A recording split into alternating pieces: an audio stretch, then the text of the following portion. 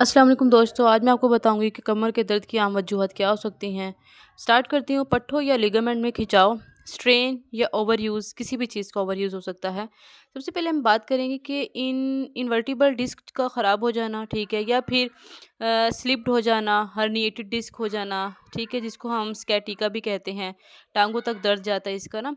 रीढ़ की हड्डी की जोड़ों का मसला, ठीक है, डिजनरेटिव चेंजेस हो जाना, ऑस्टियोआर्थराइटिस हो जाना, इस तरह के कुछ अमराज होते हैं। अंदरूनी अज़ा यानी कि गुर्दे या मसाने के इन्फेक्शन हो जाना, इसकी वजह से भी हमें कमर में दर्द फ़ील होता है। तर्ज़ ज़िंदगी आम, गैर मुतहर्रिक रहना यानी कि वज़न ज़्यादा ना उठाना, पट्टे ख़राब हो जाना, बैठे रहना ज़्यादातर, पोस्चर चेंज ना करना, इस वजह से भी हमें कमर का दर्द हो सकता है। तो अगर आप चाहते हैं कि आपका कमर का दर्द ठीक हो जाए तो आपको ज़्यादा देर आराम नहीं करना, हरकत करते रहना, आहिस्ता-आहिस्ता बिस्तर पे पूरे दिन नहीं रेस्ट करना। 72 से 24 घंटों में अगर स्वेलिंग, सूजन महसूस हो तो आइस पैक का इस्तेमाल करना है, ठीक है? इस तरह के कुछ आपने टोटके करने हैं। रेमेडीज़ की बात की जाए तो अगर आप चाहते हैं कि घर पे आप रहकर अपनी कमर का दर्द ठीक करें, तो आपको हल्की चहल-पहल करनी चाहिए। रोज़ाना वॉक यानी कि रोज़ाना 20 से 30 मिनट तेज़ वॉक नहीं मगर हल्की-फुल्की वॉक करनी चाहिए, जिससे यानी कि आपकी बॉडी का हर ऑर्गन मुस्तैक रहे, ठीक है? इसके बाद अगर आप चाहें, आप प्लैटर्स कर सकते हैं। उसके बाद कहते हैं कि ना, इससे क्या होता है कि जो हमारी बैक है ना वो फुली स्ट्रेच हो जाती है, पेट और कमर के अज़लात मजबूत करने के लिए, ताकि रीढ़ की हड्डी जो है उस पे कम दबाव पड़े, बर्दाश्त हो सके। हफ्ते में 2 से 3 मरतबा जो है ना आपने फिजियोथेरापिस्ट से भी इसका मुतालबा करना है।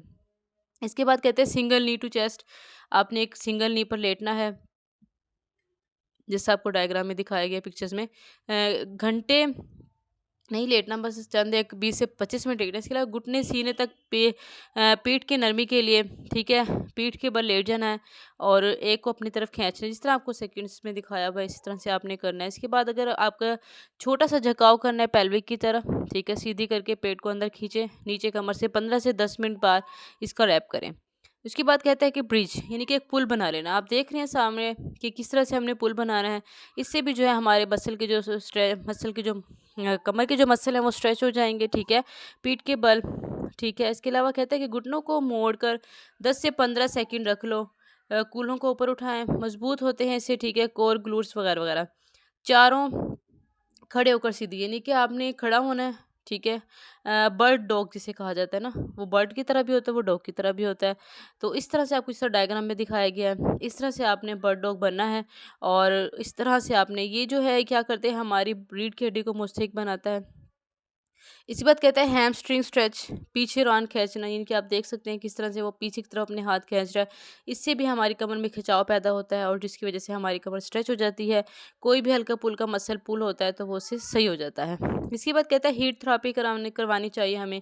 हीट थेरेपी क्या होती है कि उसमें गर्म पानी का बैग ले लें या गर्म पानी ले लें, ठीक है। उसमें क्या करते हैं, जहाँ पे दर्द होना उसको वहाँ पे रख लेना चाहिए, क्रोनिक हीट दे नहीं लेनी चाहिए। अगर ज़्यादा स्वेलिंग हो तो फिर हमें आइस पैक यूज़ करना चाहिए, और अगर हमें दर्द हो तो हमें हीट पैक।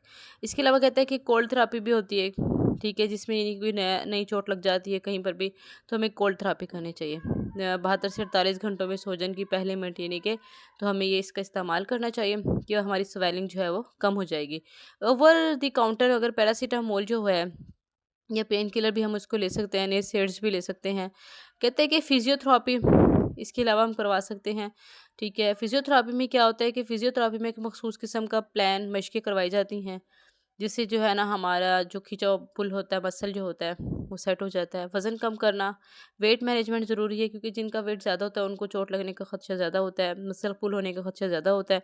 क्यों? क्योंकि उसमें ज़्यादातर फ़ैट होती है। तो आपको अपना वज़न जो है वो मेंटेन रखना चाहिए। वो कैसे भी कर सकते हैं आप। वज़न जो है ना रीढ़ की हड्डी पर दबाव डालता है। वज़न कम करने से दर्द में बेहतरी मुमकिन हो सकती है। वज़न जो है ना कम जैसे भी करें, एक्सरसाइज से करें, वॉक से करें, ग्रीन टी लें, जिस तरह भी चाहें आप करें। सही बैठने का अंदाज़ भी जो है ना ठीक होना चाहिए। आपको दिखा सकते हैं किस तरह से बैठना है। एक्यूरेसी जो है ना सीटिंग में वो सबसे ज़रूरी है। जब कुछ लोग होते हैं वो ऐसे पीछे की तरफ निकाल के बैठते हैं, कमर को झुक कर बैठते हैं, तो उनके लिए सही नहीं है। नींद का दुरुस्त तरीका, सोने के लिए आपको रिलैक्सेशन चाहिए, ठीक है, माइंड बिल्कुल रिलैक्स होना चाहिए।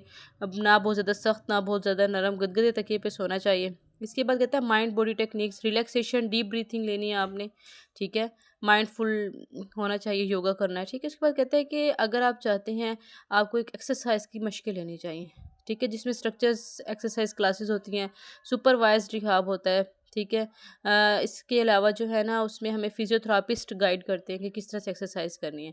फिर कहते हैं मैनुअल थेरापी भी करवाते रहना चाहिए स्पाइनल मैनिपुलेशन के लिए। उसमें क्या होता है, बाज़ लोगों को वक्ती राहत माहिर के ज़रिए देती है, मगर हर किसी के लिए मौसर साबित नहीं होती। माहिर इंतखाब ज़रूरी है। अगर आपके लिए ज़्यादा सूटेबल है तो आपको ये अपनी मैनुअल थेरापी भी करानी चाहिए, मंथ में, 2 मंथ में, 6 मंथ में, जैसे आप चाहें। इसके बाद कहते हैं कि टेंस किसका अब्रीवेशन है? वो कहते हैं transcutaneous electrical nerve stimulation. Means that यानी कि हमारी जो स्किन है उसके ऊपर स्टिमुलेशन कराई जाती है नर्व्स की। ठीक है, तो कुछ अफराद करवाते हैं, कुछ नहीं भी करवाते। ठीक है, ये रेयर है। इसके बाद कहते हैं पट्ठों का मसाज कराना। पट्ठों का मसाज कराते हैं, माहिरीन से करवाना चाहिए, क्रोनिक मस्कुलर पेन ख़त्म हो जाता है। फिर कहते हैं एक्यूपंक्चर। ठीक है, अपना एक्यूपेंक्चर क्या होता है कि इसमें जो है ना ये बहुत फ़ायदेमंद होता है। इसके अंदर जो है ना हमें गाइडलाइन दी जाती है कि आपको किस तरह से क्या काम करना है। प्रैक्टिस प्रैक्टिस करवाई जाती है बार बार, सांस कैसे लेना है, किस तरह लेटना है, वगैरह वगैरह। स्मोकिंग सेशन, स्मोकिंग से आपने बिल्कुल परहेज़ करना है।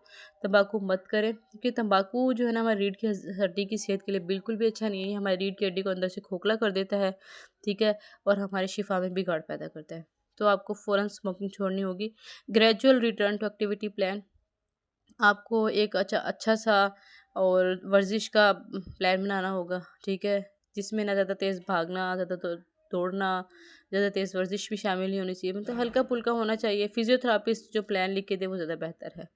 फिर कहता है मल्टी डिसिप्लिनरी पेन मैनेजमेंट। अगर दर्द महीनों तक बरकरार रहे तो आपको एक क्लिनिक पर ज़रूर जाना चाहिए, फिजियोथेरापिस्ट से मशवरा करना चाहिए कि आखिर ये क्या है। ऑक्यूपेशनल थेरापी, नफ्सियाती मदद, वगैरह वगैरह।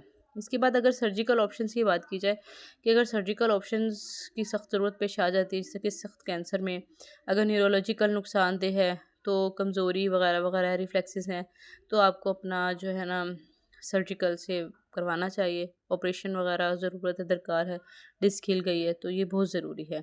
इसके अलावा अगर मैं बात करूँ आपको कि आप ना पीठ के बल लेटें। ठीक है, सिंगल नी टू चेस्ट वगैरह वगैरह, मैंने सारी चीज़ें एक्सप्लेन कर दी हैं। फ़ौरी एहतियात करें, डॉक्टर से रुजू करें। इस तरह की इन्फॉर्मेशन लेने के लिए मेरे चैनल को सब्सक्राइब करें, फॉलो करें, कमेंट करना मत भूलिएगा। अल्लाह हाफिज़।